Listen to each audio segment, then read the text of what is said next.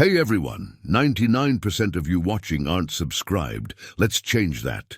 Hit that subscribe button, and at 1,000 subscribers, we'll drop special stories just for you. The hull screamed before it gave way. It wasn't just sound. It was a vibration that traveled through bone and teeth, a drawn-out metallic agony that every space soldier learned to recognize. Sergeant Elias Vorn fell to the deck of the assault craft as their breaching charges detonated against the alien ship's surface. A jagged tear split open the vessel. For a fraction of a second, nothing happened.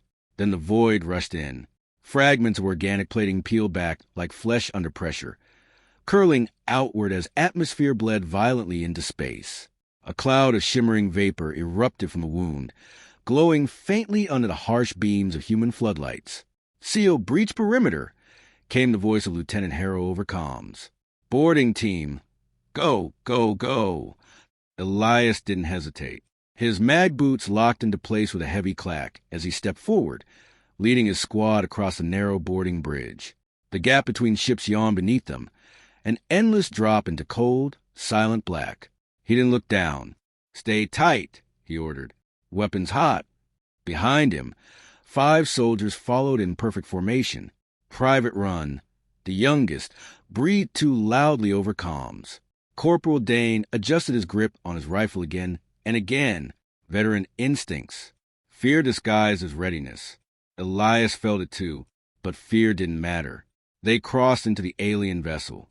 The first thing Elias noticed was the air. It was wrong. Not toxic, their suits confirmed that, but thick, almost humid. It carried a faint sweetness, like overripe fruit mixed with something metallic. Breathing it through the suit's filters left an aftertaste he couldn't quite place.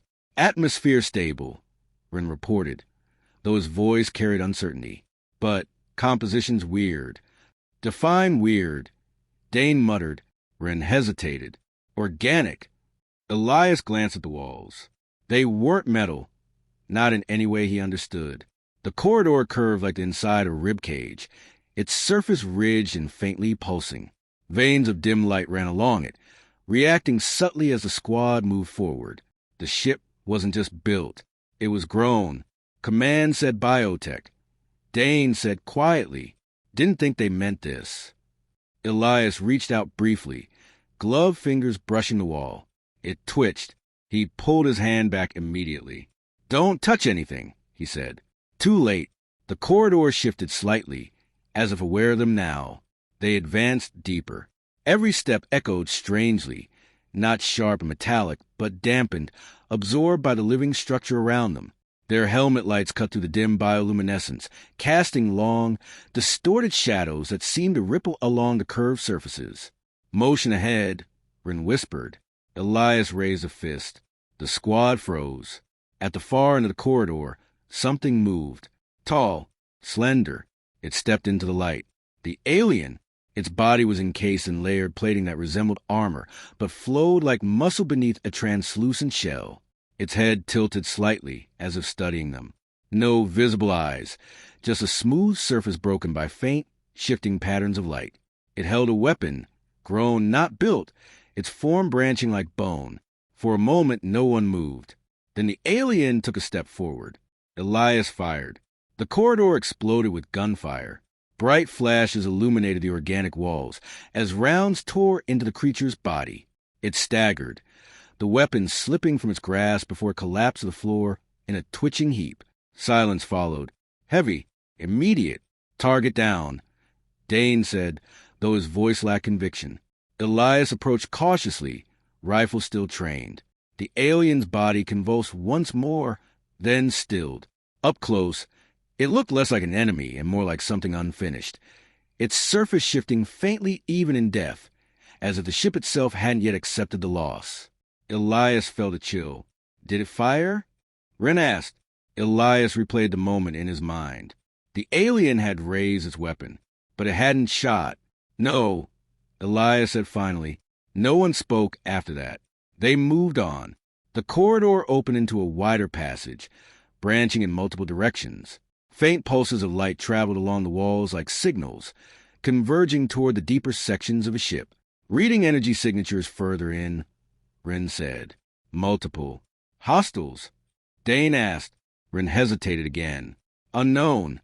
Elias studied the branching paths. Everything about this felt wrong. The alien hadn't attacked. The ship reacted to them, not aggressively, but curiously. And the deeper they went, the more the structure seemed to change. The walls grew smoother, the light stronger, the air warmer, like they were approaching something important, or something alive. Sergeant, Ren said quietly, you feel that? Elias paused. At first, he thought it was just his pulse. But no, there it was. A rhythm, slow, deep, vibrating through the floor, the walls, through the air itself. A heartbeat. Dane let out a nervous laugh. Tell me that's machinery. Elias didn't answer, because he knew it wasn't. Command wants status. Harrow's voice crackled over comms. Elias activated his transmitter. Boarding successful. Minimal resistance so far. Proceed to core and prepare for sterilization, Harrow replied. No risks, no survivors. Elias's jaw tightened slightly. Understood. He cut the channel. Behind him, Ren spoke in a low voice. Sir, something's off. Elias looked down the corridor ahead, the one where the pulsing light grew brightest. Yeah, he said. Then he raised his rifle. Stay sharp. We move together. They advanced, and deeper within the living ship, something was waiting. The deeper they went, the quieter the ship became. Not silent, never silent. The low, rhythmic pulse still echoed to the walls, that slow, immense heartbeat vibrating beneath their boots. But everything else had changed. No more movement in the shadows. No more sudden shapes slipping just beyond the edge of their lights. It was as if the ship had withdrawn. Too easy, Corporal Dane muttered. They know we're here. Elias didn't respond. His eyes stayed fixed ahead, tracking the subtle shifts in the glowing veins that ran along the walls. They were brighter now, more concentrated, as if guiding them, or funneling them. Energy spike ahead, Ren said, his voice hushed despite the comms. Large chamber. How large? Elias asked. Ren checked his scanner again.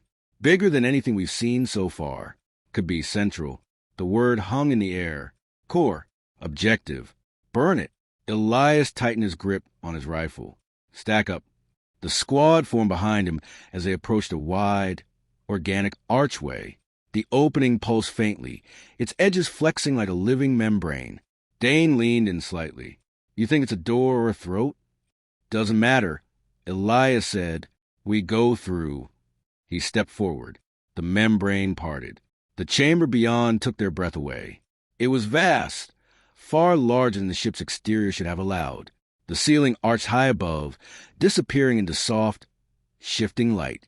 The walls curved inward like the inside of a colossal ribcage, and at the center, something glowed.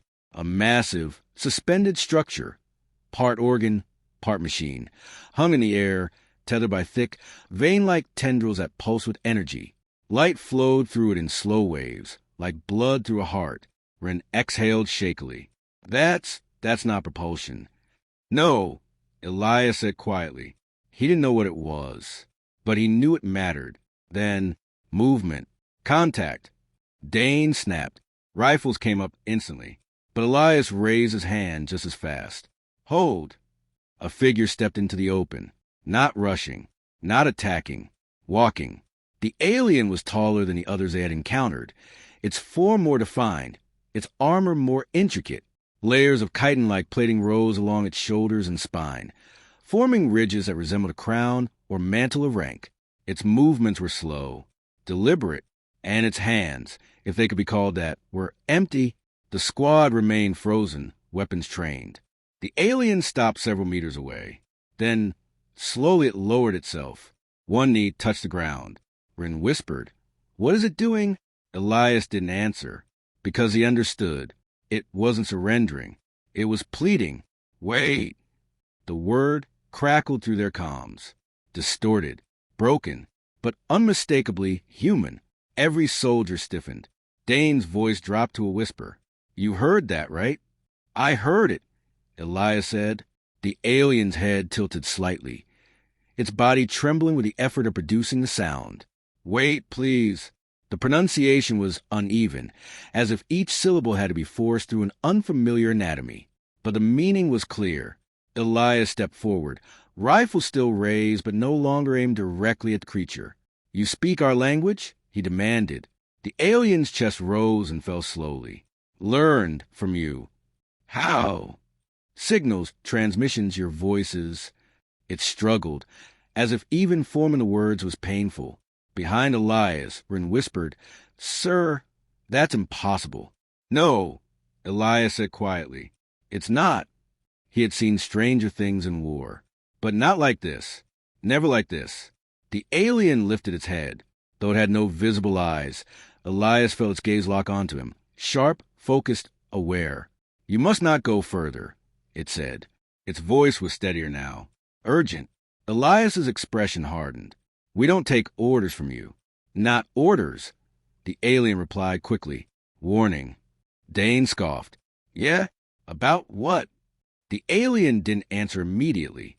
Instead, it turned its head slightly toward the deeper part of the chamber, toward a sealed structure embedded in the far wall, partially obscured by the glowing tendrils. Then it looked back. "If you proceed, you will kill them." A cold silence fell over the squad. Elias frowned. "Kill who?" The alien hesitated. For the first time, something like fear entered its posture. "Your own." Ren let out a short, disbelieving breath. "That's not possible. There are no human life signs on this ship." The alien's body tensed. "Scan again." Elias glanced back. Ren already had his device up, fingers moving quickly across the interface. "Running sweep," he said. Seconds passed. Then Ren froze. "Sir," Elias turned. "Report." Ren looked up slowly, his face pale beneath the helmet's glow. "I'm picking up biosignatures," he said. "Multiple." Elias's stomach tightened. "Confirm." Ren swallowed. "They're human." "No," Dane said immediately. "That's wrong. That has to be wrong. I'm telling you what I'm seeing." Ren snapped. "Vitals are weak, but stable. Dozens of them clustered behind that structure." He pointed toward the sealed section of the chamber. Elias turned back to the alien. "You expect me to believe that?" he said. The alien rose slowly to its feet, not aggressively. Carefully. "We found them," it said. "Adrift, broken ships, failing bodies." Its voice softened, though the distortion remained. "We took them in. Captured them." Dane said, "No."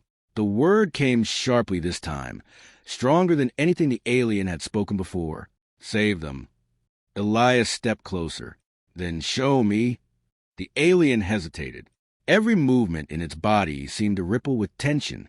Finally it turned and began to walk toward the sealed chamber. After a moment, Elias followed. His squad hesitated only briefly before falling in behind him, weapons still raised. Trust wasn't part of the mission, but neither was this. They stopped before the barrier. Up close, it looked less like a door, more like a living wall, semi-translucent, faintly pulsing, as if aware of their presence. The alien placed one of its hands against it. The surface reacted instantly. Light surged outward from the point of contact, spreading across the membrane in branching patterns. Then the wall began to open, not sliding, not retracting, parting, like flesh yielding to a wound. A soft hiss filled the chamber as the opening widened, revealing the space beyond. Elias stepped forward, and everything he thought he understood began to unravel. Behind him, the alien spoke again, quieter now, almost pleading. "Please," it said, "you must understand before you act." Elias didn't respond. He couldn't, because whatever lay beyond that opening, he already knew it was going to change everything. The air inside the chamber was warmer, not by much, but enough to feel wrong. Elias noticed it immediately as he crossed the threshold. His suit compensated automatically, adjusting temperature and filtration, but the sensation lingered. It was thick, heavy, alive. Behind him, the rest of the squad entered cautiously, weapons sweeping across the room. Then they saw them, and everything stopped. They hung in rows, dozens of them, human bodies, men and women, some still in fragments of uniforms, Others stripped down to bare skin, suspended inside translucent sacks that lined the chamber walls like grotesque fruit. Soft light pulsed through each one, not from outside. From within. "Dear God," Dane whispered. No one told him to be quiet. No one could. Elias stepped forward slowly, his rifle lowering inch by inch as his mind struggled to process what he was seeing. Each body was connected to the structure around it by long, branching tendrils. Thin at first glance, but thickening where they merged into the walls. They weren't tubes. They were extensions of the ship itself. Veins. Vitals, Elias said, though his voice sounded distant, even to him. Wren's hands trembled slightly as he checked his scanner. "Alive," he said. "All of them. Heart rates are low but stable. Neural activity present." "Comatose?" Dane asked. Wren shook his head slowly. "No, not exactly. It's structured." "What does that mean?" Elias snapped. Wren swallowed. "It means they're not unconscious. Their brains are active, highly active, like they're dreaming." Elias stared at the nearest sack. Inside, a woman floated in stillness. Her face relaxed, her eyes closed. Her chest rose and fell in slow, steady rhythm. Too steady, too perfect. A faint glow pulsed beneath her skin, tracing along her veins in soft waves. She looked peaceful, more peaceful than anyone had a right to be in a place like this. They were dying. The alien's voice echoed gently from behind them. Elias turned sharply. The warrior stood at the entrance, watching them. Not with pride, not with hostility, but with something far more complicated. Grief. "We found your ships broken," it continued. "Hull breaches, systems failing, bodies failing." It stepped closer, its movement slow and careful, as if approaching something sacred. They would not have survived. Dane's grip tightened on his rifle. "So you decided to finish the job?" "No," the alien said. It stopped beside one of the sacks, placing its hand gently against the surface. The membrane rippled in response. "We chose to save them." Elias felt anger rising now, sharp, instinctive. "This is not saving," he said coldly. This is... He couldn't find the word, because there wasn't one. The alien turned to him. "We gave them life." "You changed them?" "Yes." The simplicity of the answer hit harder than denial would have. Elias stepped closer, his voice dropping. "Into what?" The alien's body shifted slightly, as if adjusting under unseen weight. "Into something that could survive," it said. "Into something that could remain." "Remain where?" Wren asked quietly. The alien looked around the chamber. "Here." Silence. Heavy. Unavoidable. Elias forced himself to look again. Not at the horror, at the details. The tendrils connected not just to the bodies, but to their heads, their spines, their chests. The pulsing light followed those connections, synchronized with their breathing, their heartbeats. They weren't just being kept alive. They were integrated. "Can they wake up?" Elias asked. The alien hesitated. That hesitation was enough. "Answer me," Elias said, sharper now. "Not as they were." Dane cursed under his breath. Wren looked like he might be sick. One of the bodies moved. It was subtle at first, a twitch of the fingers. Then, a hand pressed slowly against the inner surface of the sack. Everyone froze. "Sir," Wren whispered. The woman's eyes fluttered beneath her eyelids, then opened. For a brief, impossible moment, Elias thought, relief. But the eyes that looked out at them weren't quite right. They were unfocused, distant, as if seeing something far beyond the room. Her lips parted slightly. No sound came out, but the sack around her pulsed in response. Light surging outward, rippling to the network of tendrils. The entire chamber reacted, like a single organism. "She's communicating," Wren said, voice shaking. "Through the system." "With what?" Dane demanded. Wren didn't answer, because he didn't know. "They're not prisoners." The alien's voice was softer now. "They are part of us." Elias turned slowly. "That's exactly the problem." "They are alive," the alien insisted. "They feel, they think, they dream. They're trapped. They are sustained. They're changed." Elias snapped. The word echoed through the chamber. For the first time, the alien flinched. Behind Elias, Rin spoke again, quieter but urgent. Sir, I'm detecting structural dependency. Elias didn't look away from the alien. Explain. Their bodies, they've adapted to this environment. The connections, those tendrils, they're not just supporting them, they're replacing functions. A cold realization began to form. Say it, Elias said. Rin hesitated, then forced the words out. If we disconnect them, they die. The truth settled over the room like a weight. Unavoidable. Final. Elias closed his eyes for a brief moment. Commands, orders echoed in his mind. Proceed to core. Prepare for sterilization. No risks. No survivors. No survivors. He opened his eyes again. You knew, he said to the alien.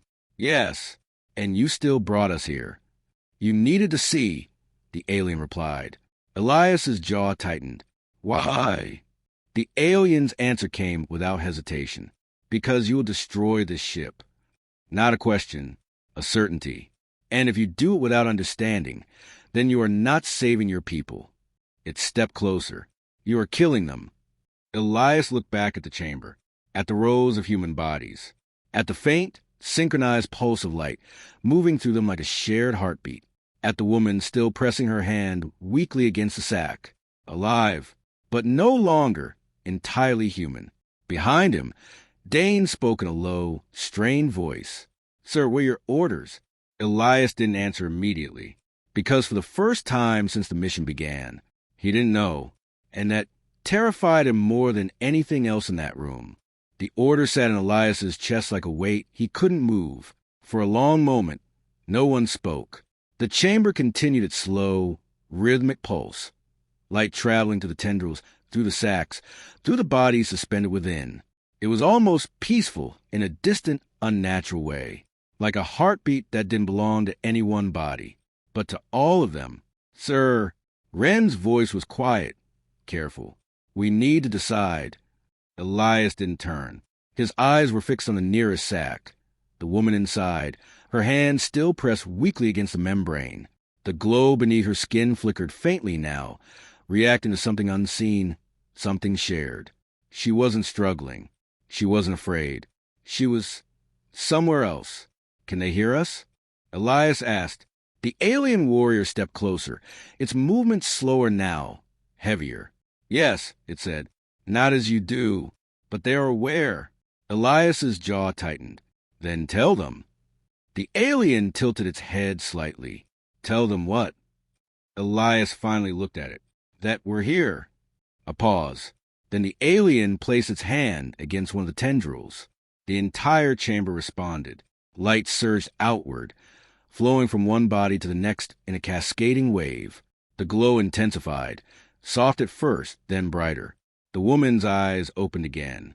This time they focused, not perfectly, not fully, but enough. She saw him. Elias felt it. Felt the moment her awareness brushed against his presence. Her hand pressed harder against the sack, her lips parting again. A whisper formed. Silent, but understood. Help me. Elias staggered back half a step. Sir, Dane said. Elias didn't answer, because in that instant, he understood. They weren't gone, not completely. They suffer. The words slipped out before he could stop them. The alien's response was immediate. No, they're trapped in there. They are sustained, the alien insisted, sharper now. Their pain was ended. You replaced it with this. With life. Elias turned on it, anger finally breaking through. This isn't life. This is imprisonment inside something they didn't choose. They were dying. The alien snapped, its voice rising for the first time. There was no choice. The words echoed, and for a moment, everything stilled, because Elias knew that sentence. He had lived it. Behind him, Rin spoke again, voice trembling. Sir, command is pinging for confirmation. They want status on sterilization. Dane added, quieter, we don't have much time. Elias closed his eyes briefly. He could feel the weight of every gaze in the room, his squad, the alien, the silent presence of the humans in the sacks, waiting, all of them, waiting for him. Can they survive outside the system? Elias asked again. This time, his voice was steadier, more controlled. The alien didn't answer immediately. It didn't need to. Elias saw in the way its body stilled and the way the light along its armor dimmed slightly. No, it said at last. The word was quiet, final. If they are removed, they will die. Ren exhaled shakily. Dane looked away. Elias nodded once, as if confirming something already decided. He raised his rifle. The movement was slow, deliberate. The alien reacted instantly. It stepped forward, placing itself between Elias and the chamber. No. Elias's voice hardened. Move. No. The alien spread its arms wide, not in attack, but in protection. You do not understand what you are doing. I understand perfectly, Elias said. You will kill them. They're already gone. They are here, the alien cried, its voice breaking under the strain of imperfect human speech. They think, they feel, they dream. Elias's grip tightened. They're not human anymore. The alien took another step forward. Neither of them lowered their ground. They are alive, it said again, softer now. That is enough. Elias shook his head. No, he said, it's not. Behind him, Ren whispered, Sir, please. Dane said nothing. He didn't need to. They all knew what came next. The alien's voice dropped to a desperate plea. No, please, it cried. Leave them in. The words echoed to the chamber, raw and fractured, but filled with something unmistakable. Fear, not for itself, for them. They are safe here, it continued. They are not in pain. They are not dying. You will take that from them. Elias hesitated, just for a second, and in that second, the woman in the sack moved again. Her hand pressed harder. Her eyes locked onto his. And this time, there was no confusion in them. No distance. Only clarity. Only awareness. And something else. Not peace. Not acceptance. Something closer to release. Elias inhaled slowly, then exhaled. I'm sorry, he said. He didn't know if he was speaking to the alien, or to them, or to himself. He fired. The shot echoed like a crack of thunder in the living chamber. The alien jerked as the impact hit its chest, its body recoiling before collapsing to the ground. The light along its armor flickered violently, then dimmed. For a moment it didn't move. Then, a weak shift, a final breath. Its voice came out faint, broken. No choice. Elias lowered his weapon. No, he said quietly. No choice. Do it, he ordered. Ren hesitated. Sir, that's an order. Ren swallowed hard and activated the charges. Small devices detached from their packs, embedding themselves into the organic structures along the chamber walls. They pulsed briefly as they armed, syncing with the ship's own rhythms, almost as if the ship accepted them, or didn't understand what they were. Charges set, Ren said. Detonation in 30 seconds. The chamber reacted. The light intensified. The pulse quickened. The bodies in the sacks began to move, subtle at first, then more visibly, hands pressing outward, heads turning, eyes opening, dozens of them, awake, aware, connected. The glow surged through them in waves, faster now, erratic, like a heart racing toward failure. Elias turned away. He couldn't watch. Fall back, he ordered. The squad moved quickly, retreating toward the exit. Behind them, the chamber pulsed brighter and brighter. The sound began, low at first, then rising. Not quite a scream, not quite a voice. Something in between. A chorus. They crossed back through the membrane as it sealed behind them. The corridor outside felt colder now. Dead. 10 seconds, Ren said. They ran. The ship around them began to shudder, its organic walls convulsing as the internal systems destabilized. The soft glow flickered violently, sections dimming, others flaring in chaotic bursts. The heartbeat, once slow and steady, became rapid, panicked. Then, the explosion didn't sound like one, not in the way Elias expected. It was deeper, heavier, A collapsing sound, like something vast folding in on itself. The ship trembled, then began to die. They reached a breach and crossed back onto the transport just as the alien vessel's light faded completely. From the outside, it looked almost peaceful, a massive, silent shape drifting in the void. Then it cracked. Fragments broke away, dissolving into darkness. Gone. Back on the transport, Elias removed his helmet. The recycled air felt cold against his skin. Too clean, too empty. His hands were shaking. He clenched them into fists. Across from him, Ren sat in silence, staring at the floor. Dane leaned back against the wall, eyes closed. No one spoke, not at first. Finally, Ren looked up. "Sir," he said quietly, "we did the right thing, didn't we?" The question lingered, heavy, unanswered. Elias stared out the viewport at the empty space where the ship had been. At nothing. For a long time, he said nothing, because there was no answer he could give, that he believed. "I don't know," he said at last. And that uncertainty followed him, long after the mission was over.